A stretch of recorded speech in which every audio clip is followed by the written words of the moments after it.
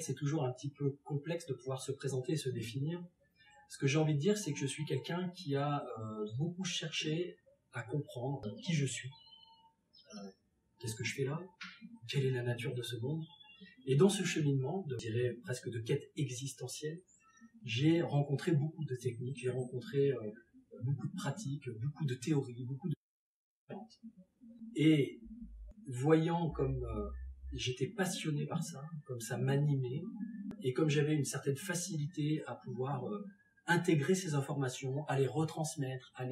à permettre aux autres de mieux comprendre également, un jour je me suis dit, peut-être que finalement tu as un certain talent pour accompagner les autres, pour les enseigner, ou pour leur enseigner ce genre de discipline ou de pratique. Alors j'ai suivi un parcours de formation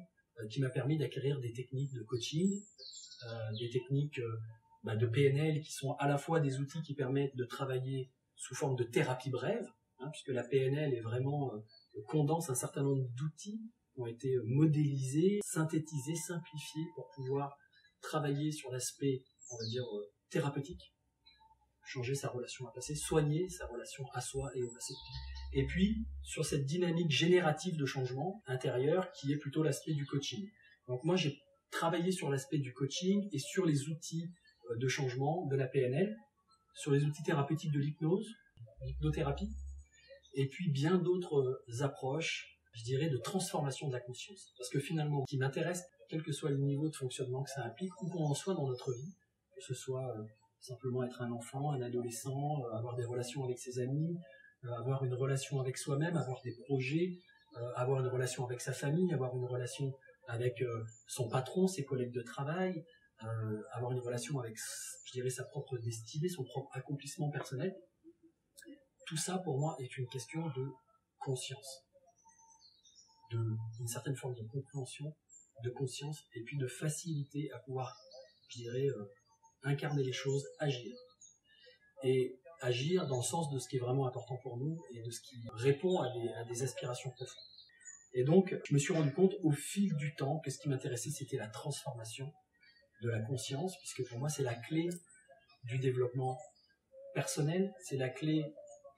de ce que j'appelle la réalisation de soi, ou de l'accomplissement de soi, et c'est la clé aussi d'une meilleure relation au monde, et de pouvoir justement être dans ce rapport aux autres et ce rapport au monde qui soit constructif, qui permette à tout le monde de s'épanouir, qui permette à tout le monde d'être gagnant, donc on appelle ça la relation gagnant-gagnant, et qui permette de pouvoir construire ensemble, avancer ensemble dans une forme d'autonomie. Donc on reprend sa responsabilité, on reprend la maîtrise de soi, et tout je dirais, dans un esprit aussi d'acceptation de nos propres limites et de ce que l'on est, on peut, je dirais, avancer vers du meilleur, se sentir bien, se sentir mieux, et pour, je dirais, traverser cette vie avec plus de légèreté, plus de facilité, plus de plaisir, que ce soit plus agréable d'une certaine façon. Voilà, donc aujourd'hui, je dirais que mon activité, parce que me définir moi c'est un petit peu complexe, mais mon activité consiste à accompagner les gens, à leur apprendre des choses, et puis également à les aider à trouver leurs ressources intérieures par le biais d'accompagnement individuel, de coaching ou de thérapie brève.